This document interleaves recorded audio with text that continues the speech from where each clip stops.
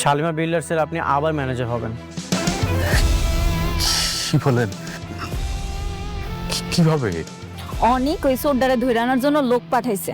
ছোটবেলায় যে আমরা চুরি করছিল না, ওই লোকটারে আনলেই সাক্ষী দিতে পারবো। কি বলেন ম্যাডাম? হ্যাঁ, ও আসলে সব প্রমাণ হয়ে যাবে। বাঁচতে চাইলে সত্যি করে বল, কেন মিথ্যা বলেছিলি? বল, কে আসল শালিমা? বল। বলতেছি বাবা, আমারে ওইখানকার রাতুল টাকা দিছিল 20,000, কইছিল একটা সাক্ষী দিতে। আমি ভাবলাম একটা সাক্ষী দিয়ে যখন এত টাকা কামান যায়, তাই লোভে বইরা করছে বাবা। ওই নকল শালিমার বাবাকে? ওই মাইয়া তো এফডিসিতে সাইড ক্যারেক্টারের কাম করে। রাতুল সাহেব অভিনয়ের লাগে একটা মাইয়া খুঁজতা ছিল। এইরকম কাম করবো আমি আগে বুঝতে পারি নাই। মুরব্বী, আপনি এই কথাটা পুলিশের সামনে বলতে পারবেন? এই যে রাতুল সাহেব আপনাকে মিথ্যা সাক্ষীর জন্য 20,000 টাকা দিচ্ছে? পারুম পারুম, অবশ্যই পারুম। ঠিক আছে অনেক সাহেব, আমি এক্ষুনি পুলিশকে ইনফর্ম করছি। আপনারা সবাইকে নিয়ে অফিসে আছেন।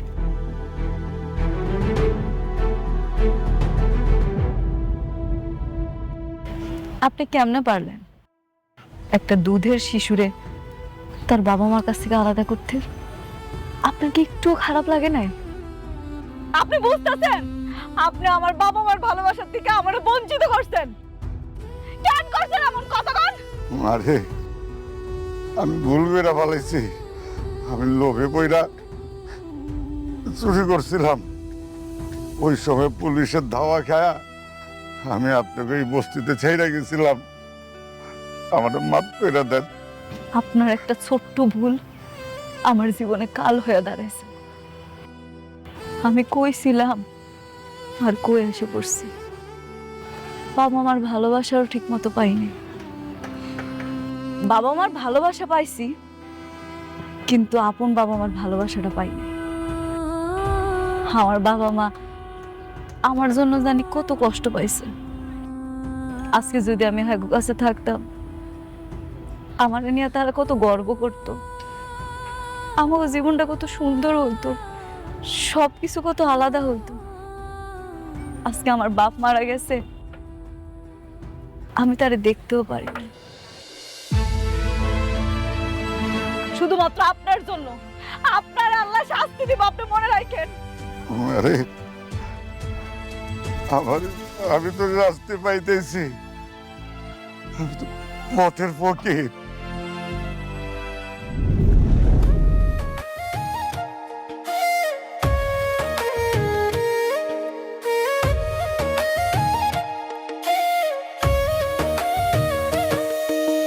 ভাগ্যগুনে পাইলাম তোমায়, ভাগ্যে তো আর রইলা না। দুঃখে আমার বুক ভেসে যায়, সুখের দেখা হইল না। তবু আমি তোমার আশায় কাঁদি দিবারাত রোজ। সুখে থেকো, ভালো থেকো গরিব ঘরের রাজপুত্রে।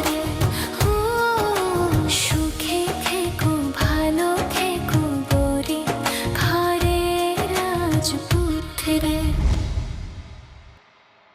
তারপর বলো, কেমন লাগছে অফিসের এনভায়রনমেন্ট?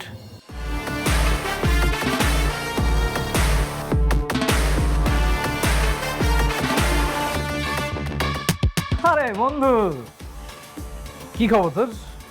তুই কি তোর বন্ধুর এই বিশাল সাম্রাজ্য দেখতে এসেছিস? সাম্রাজ্য দেখতে আসেনি, তোর খেলাটা এখানে শেষ করতে এসেছে, ফুল স্টপ করতে এসেছি। কি বলিস তুই? তুই একটা খেলোয়াড়ের কাছে আসছিস খেলোয়াড়ের খেলার মধ্যে পুলিশটা বসাইতে? মজা করিস? হ্যাঁ, একটা টুইস্ট দেখবি? আচ্ছা তুই কি টুইস্ট আছে তোর কাছে একটু বল, আমি দেখি।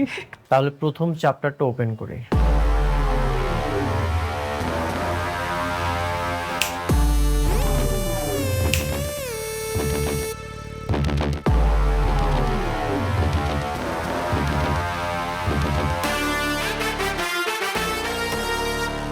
কি মিস লাইলি আক্তার, নিজের জন্মদাতা পিতাকে দেখে কি চমকে গেলে? সবকিছুই প্রমাণ হয়ে গেছে, প্রমাণ হয়েও যাবে। তোর খেলা এখানেই শেষ, এক সেন্টেন্সে ফুল স্টপ। আসলে করো না, তুই কি বলতেছিস? মানে তুই কি বলতে যাচ্ছিস? রাস্তার থেকে কোথাও থেকে কাকে না কাকে তুলে নিয়ে আসলি, বাবা বানাই দিলি, আর হয়ে গেল? আমি এটা বিশ্বাস করি না, মজা করিস? কিরে মা, তোর বাপটারে তুই চিনবার পারতেছিস না? এখন কিছুই চিনতে পারছে না। তুমি অনেক ভালো অভিনেত্রী, যেহেতু তোর বিশ্বাস হচ্ছে না, তাহলে তোকে আরেকটা টুইস্ট দেখায়।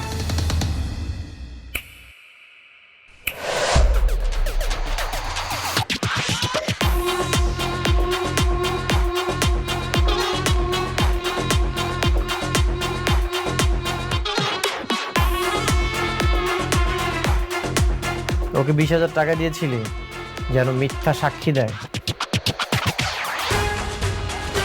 এফডিসি থেকে অভিনেত্রী ভাড়া করেছিস, খুব চমৎকার অভিনয় করে। সব সত্যি তো বের হয়ে গেছে, এখন বাকিটা বের করবে পুলিশ। স্যার দেখেন, আপনি ওর কথা বিশ্বাস করেন না। ও যা বলতেছে সব মিথ্যা কথা বলতেছে। ও হচ্ছে আসল শালিমা, আর মেঘলা ও হচ্ছে ফেক। সবকিছুই প্রমাণ হয়ে গেছে, তোর এখন আর কিছুই বলতে হবে না। অফিসার, জি ওদেরকে নিয়ে যান। চলুন। এই ডোন্ট টাচ। অফিসার, শালিমা বিল্ডার্সের সাথে প্রতারণার দায়ে আপনি ওদের বিরুদ্ধে কেস লিখুন, আর সেই কেসের বাদী হব আমি। চলুন। না, আমি যাব না। দেখুন, ও হচ্ছে শালিমা, শালিমা বিল্ডার্সের অরিজিনাল মালিক, আর ও হচ্ছে ফেক মেঘলা। আপনারা প্রমাণ করবেন না? প্রমাণ ছাড়া কেমনে কি? যে কেউ এসে বললো আর আপনার হিসাবে ধরে নিয়ে যাবেন? আপনার যা বলার আদালতে গিয়ে বলবেন। চলুন। না, আমি যাব না বলছি না। Azad sir, arrest sir.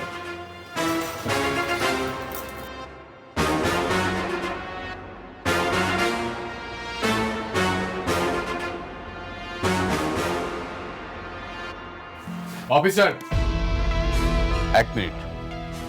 আদল সাহেব, আমার ম্যাডামকে স্যালুট করুন। কি হলো, দাঁড়িয়ে আছেন কেন? স্যালুট করুন।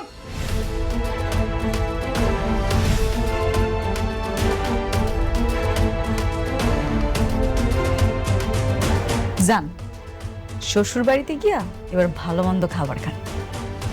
একটা কথা আছে না, পা বাপরেও সারে না, মনে রাখবেন সেটা।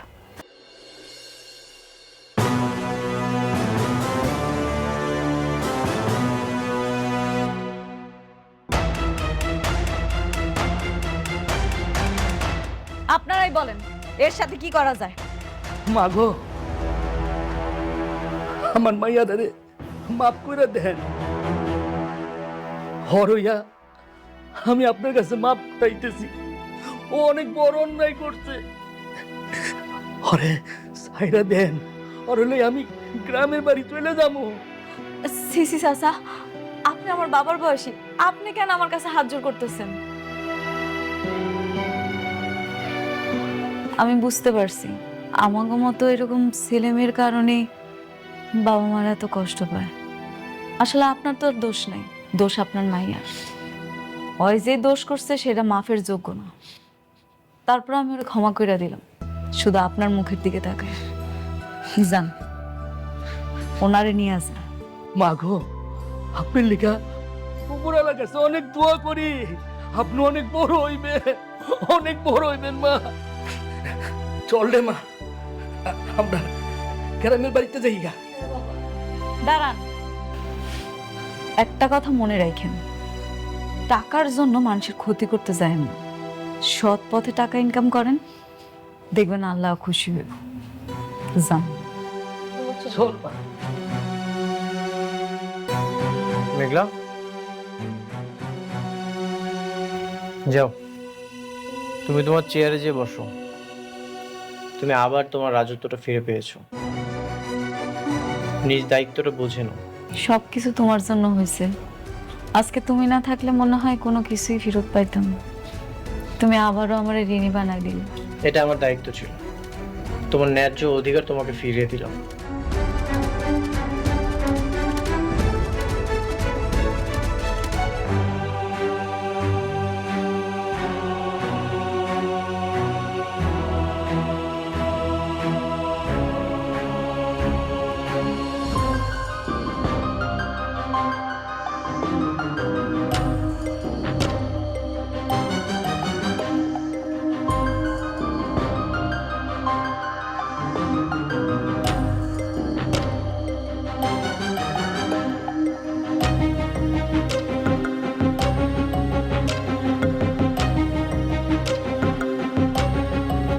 হ্যাঁ বৃষ্টি, বলো।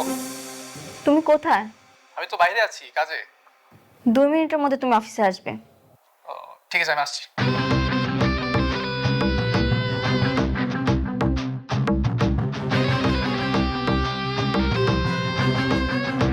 কি ব্যাপার, তুমি এর সময় অফিস? কেন আসা যাবে না? কি বলছো? তোমার অফিসে তুমি আসবে, এটা কি বলো তুমি? কিছু খাবে, নিয়ে আসবো?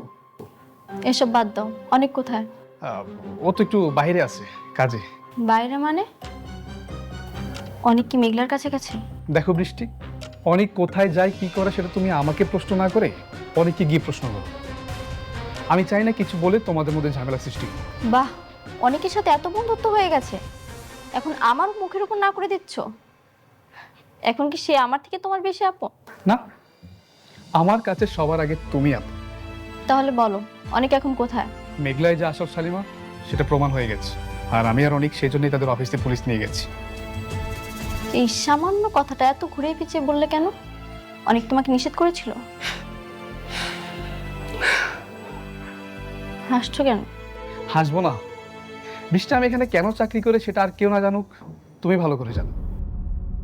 শুধুমাত্র তোমার কাছাকাছি থাকবো বলে আমি এই চাকরিটা নিয়েছি। আর সে তুমি বলছো তোমার চেয়ে অনেক আমার আপন। হ্যাঁ আমি জানি, তুমি শুধুমাত্র আমার জন্যই এই অফিসে আছো। বৃষ্টি জানো, একসময় আমি ভাবতাম হয়তো তোমার কাছাকাছি থাকতে থাকতে তুমি আমাকে বুঝবে, আমি তোমাকে পাবো। কিন্তু দেখো, সে অনেকের সঙ্গে তোমার বিয়ে হলো, আমি আজও তোমার সাথেই আছি। শুধুমাত্র তোমার জন্য আমি চাকরিটা এখন পর্যন্ত করি। এখানে আমার উদ্দেশ্যটা কি আমি এখন পর্যন্ত জানি না। ঠিক আছে, তাহলে আমি যা যা বলবো তুমি তাই তাই করবে। বলো কি করতে হবে? তুমি চাকরিটা ছেড়ে দাও। চাকরি ছেড়ে দেবো? কিন্তু কেন? কেন ছাড়বে সেটা সময় হলে আমি তোমাকে বলবো। তুমি আজকেই চাকরিটা ছেড়ে দেবে। ঠিক আছে, ছেড়ে দেবো, আমার কোনো সমস্যা নেই। আচ্ছা ঠিক আছে, তুমি তাহলে থাকো, আমি যাই। আচ্ছা, আমি কি দিয়েছো তোমাকে? না, আমি যেতে পারবো।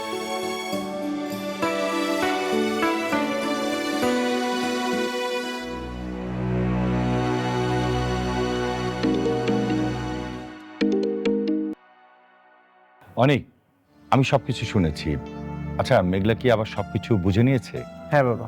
আমাদের প্রজেক্ট নিয়ে কোন কথা হয়েছে, মানে যেটা রাতুল শুরু করেছিল? না, প্রজেক্ট নিয়ে কোনো কথা বলিনি, তবে আস্তে আস্তে বলবো। এখন মেঘলাকে আমি যা বলবো ও তাই শুনবে। আচ্ছা, একসঙ্গে সব কথা বলিলেই কিন্তু পারতে, কিন্তু না, তুমি তো সেটা করবে না। তুমি তো চাও কাজের অজুহাত দিয়ে যেন বারবার মেঘলার কাছে যাওয়া যায়। বৃষ্টি, ব্যাপারটা মোটেও সেরকম না।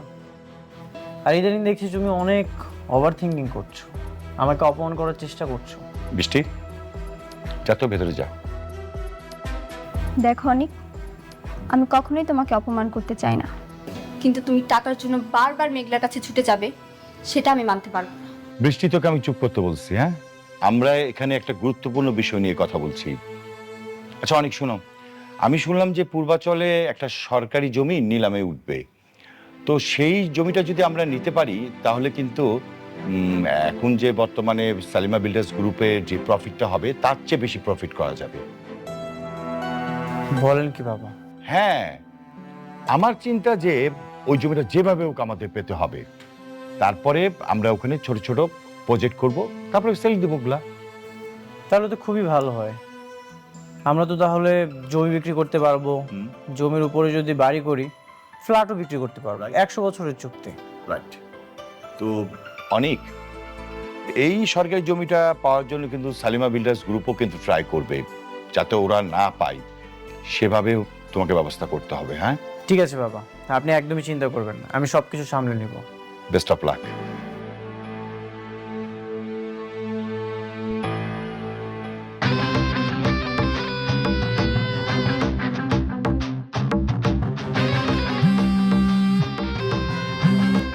হ্যাঁ বৃষ্টি, বলো। পূর্বাচলের নতুন প্রজেক্ট নিয়ে বাবাও অনেক কথা বলছে, অনেক সম্ভবত নিলামে যাবে। ও, তাহলে ওরাও যাবে? আচ্ছা, তাহলে এখন কি করব? তোমার সবকিছু ঠিক আছে? তুমি যেভাবে বলেছিলে আমি ঠিক সেভাবে করছি। Very good. তারা তাদের মতো কাজ করুক, আমরা আমাদের মতো। খেলার নিয়ন্ত্রণ এবার আমাদের হাতে। ওকে। ভালোবাসার আগুনে এবার ধন সম্পত্তি টাকা পয়সা সবকিছু পুরো ছাই হয়ে যাবে।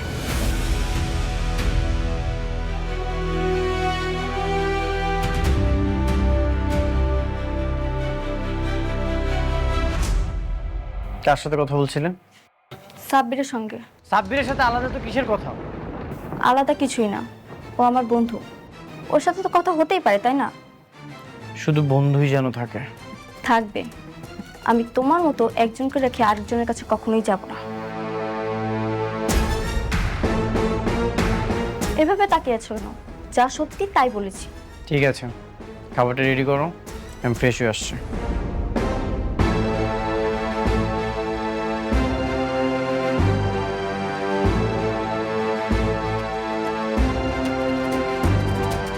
আজকে আমার খুব ভালো লাগতেছে, খুব তৃপ্তি লাগতেছে। আপনার সাথে রাতুল যা যা করছিল আমি সেটা ফিরাই দিতে পারছি। আপনি তো জানেন আমি ওর কাছ থেকে ওর সব কিছু কায়রা নিছি। জানি। আমি চাই আমাকে প্রজেক্টগুলো আপনি করেন। আমি ম্যানেজার আঙ্কেলে সব বলছি, উনি মনে হয় পেপারস রেডি করতেছে। এরপর থেকে কাজগুলো আপনি করবেন। সেই তো আমাকেই দিলে। শুরু থেকেই যদি আমাকে দিতে তাহলে কি এত ক্ষতি হতো? শুরু থেকে প্রজেক্ট যদি আপনারা দিতাম তাহলে তো রাতুলের পথের ফকির বানাইতে পারতাম না। এখন ও সব হারায় নিঃস্ব হয়ে গেছে। হ্যাঁ, সব হারিয়ে তোমার বিরুদ্ধে ষড়যন্ত্র করছে। জানি আমার ওই বড়লোক বান্ধবী নীলার বাবা আপনারা অপমান করছে না? ওনার সাথে নীলা আমার ক্ষতি করার চেষ্টা করতেছে, আর ওই লোকটা নাকি রাতুলের কাজ দিতেছে। আমিও শুনেছি, কিন্তু রাতুল কিছুই করতে পারবে না। রাতুলের ধ্বংস শুরু হয়ে গেছে। ও যে ডালেই যাবে সেই ডালই ভেঙে পড়বে। আপনার সাথে বেইমানি করছে, এর পাপের ফল তোরে পাইতেই হইল। ম্যাডাম, আমি আসবো? যে আসেন না। ম্যাডাম, ম্যাডাম, রাতুল সাহেবের এগ্রিমেন্টগুলো ক্যান্সেল করে আমরা অনেক সাহেবকে যে কাজগুলো দিয়েছি তার পেপারস আপনাকে এখানে একটা সাইন করতে হবে ম্যাডাম।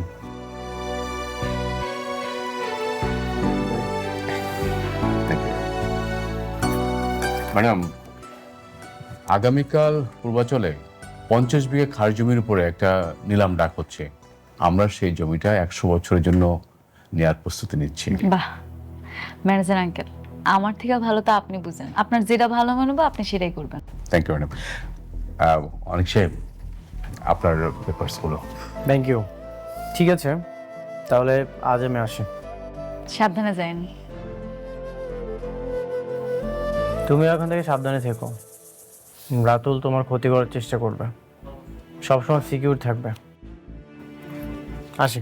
জি।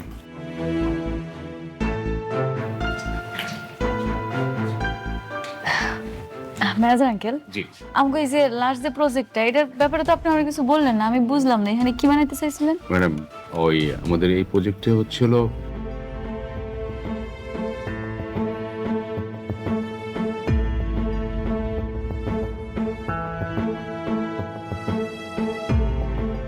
আম্মা, আব্বা, আম্মা কই গেল তোমরা? আব্বা কই? আব্বা, আরে ধরো ধরো, আরে ধরো না, আগে মিষ্টি খাই লো, কথা কই না। হা করো আব্বা। আরে কিসের মিষ্টি এটা কবি তো কমু কমু আগে মিষ্টি খাওয়াইলো সব কথা কইতেছে। হা করো আরে কিসের মিষ্টি? আজকে আমার অনেক খুশির দিন। কেন জানো, রাতুলের সব কাজ ক্যান্সেল করে দিয়ে আমি অনেকের দিয়ে দিছি। এখন থেকে আমগো যত নতুন প্রজেক্ট আইবো সব অনেক করব। এমন করে চললে তোমাকে জামাই তার আগের অবস্থান আবার ফেরত পাইবো ইনশাল্লাহ। আলহামদুলিল্লাহ। তাই জন্য হয় রে মা। বর্ষা, কাকি, খালা কই গেলা? এদিকে আসো, মিষ্টি খাইয়া যাও। আর আইতাছে না, আমি দিয়ে আমার ভাগের লুটের মিষ্টি আমারে দিবেন না ভাবে?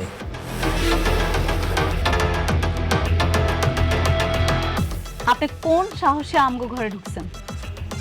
সাহস? এটা তো আমার বাপ দাদার প্রত্যেক সম্পত্তি, এটা সারা জীবন থাকবো। আপনি কি ভাবছেন আপনি আর অনেক রাস্তার থেকে একটা 2 টাকা চোর ধরে আনে পুলিশে দিবেন আর এই রাতুল রাজ জেল খাটবো, জেলের ভাত খাইব? দেখছেন না, বিকাল হইতে না হইতে কিন্তু আমি আবার জেলের বাইরে বেল নিয়ে আসছি। তুমি এখন যাও তো বাবা, আমার মায়া তো তোমার কোনো ক্ষতি করে নাই, কেন তার পেছনে হায়নার মতো পড়ে রইছো? এই বুইড়ার বাচ্চা, একদম মুখ বন্ধ।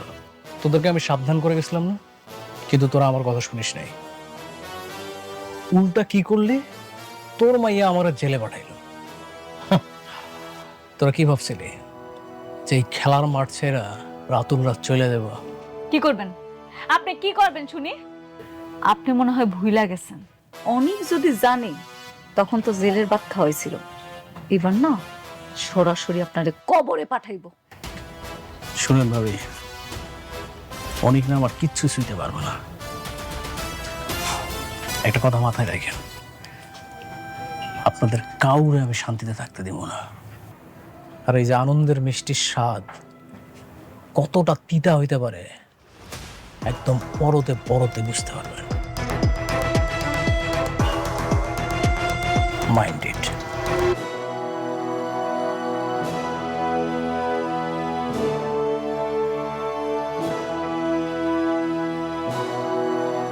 এই অমানুষটা যতদিন দুনিয়াতে পয়সা থাকবো ততদিন আমাদের কপালে দুঃখ আছে। কোনো অসুবিধা নেই আব্বা, ওই রাতুল আমগো কিচ্ছু করতে পারবো না। তুমি শুধু দোয়া করবে, অনেক ঠিকই কিছু না কিছু করবে।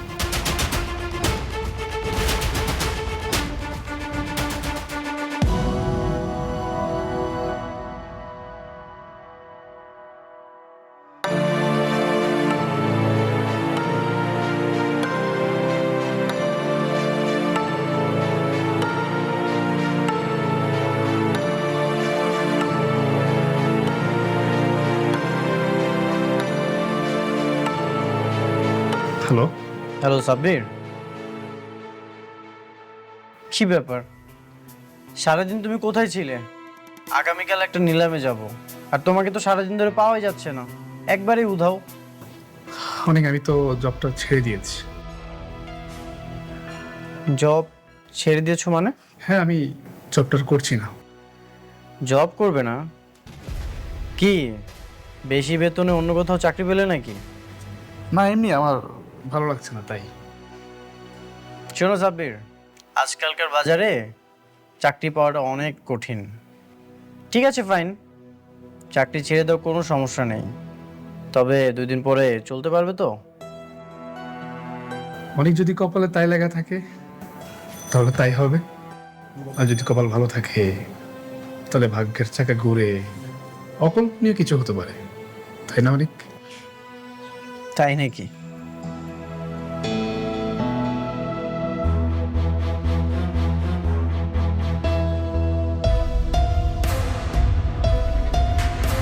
সাব্বিরকে তুমি মূর্খ ভাবো তাই না? সাব্বির কেন জব ছেড়েছে তা তুমি সময় হলেই বুঝতে পারবে।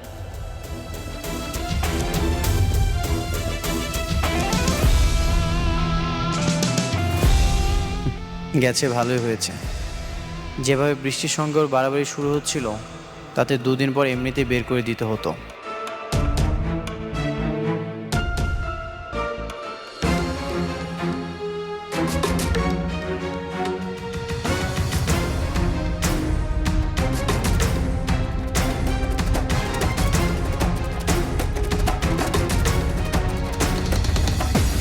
Ladies and gentleman, silent please.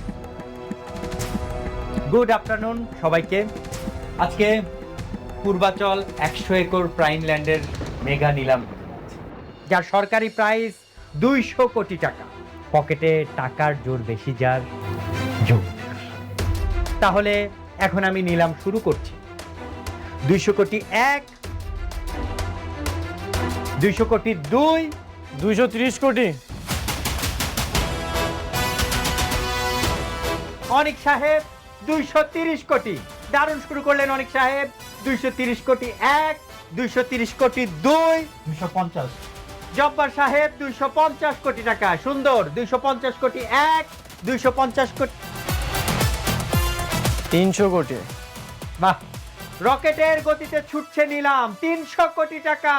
300 কোটি 1, 400 কোটি টাকা। আলতাফ সাহেব 400 কোটি টাকা।